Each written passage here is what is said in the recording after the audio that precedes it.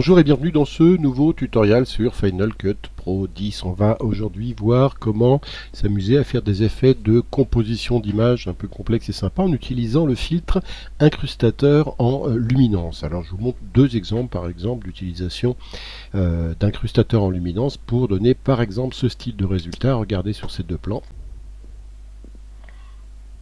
Ça a l'air d'avoir des masques dynamiques comme ça qui viennent s'incruster dans un plan. On va les recréer nous-mêmes, ces effets-là, vous allez voir que c'est très simple. Alors, j'ai mes 6 plans ici dans la timeline qui vont me servir à faire les effets qu'on vient de voir. Le premier, par exemple, vous voyez, c'est un élément extérieur à Final Cut Pro 10 que vous n'avez pas, qui c'est des effets de masque comme ça, intéressant, c'est un plugin qui le propose, vous mettrez les références en dessous.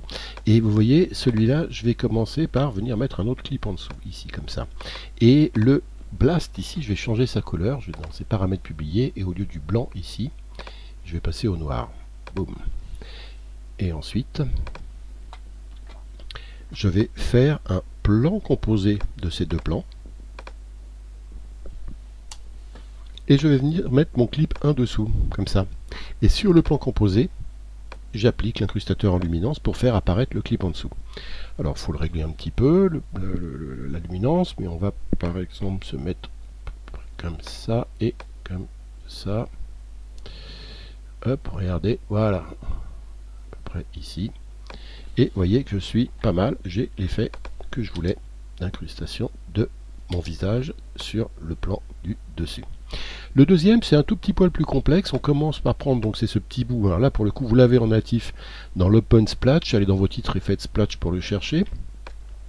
Je commence par mettre le timelapse du ciel en dessous, et lui je vais déjà lui appliquer un incrustateur en luminance.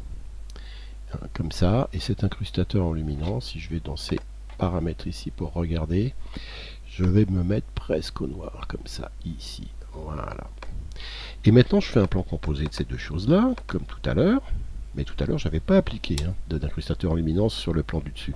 Donc ici je vais remettre mon plan en dessous, et cette fois je vais appliquer à nouveau un incrustateur en luminance, donc c'est la deuxième fois que j'applique un incrustateur en luminance sur celui-là, et cette fois-ci je vais l'inverser ici, regardez, et je vais le régler à peu près comme ça.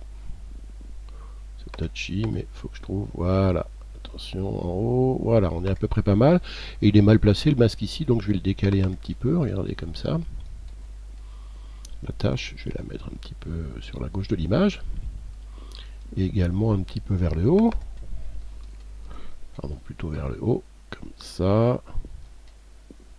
Voilà, là il faut que je fasse attention parce que vous voyez que j'ai un petit trait qui est venu là, donc je vais le redescendre un tout petit peu. Et voilà nos deux effets.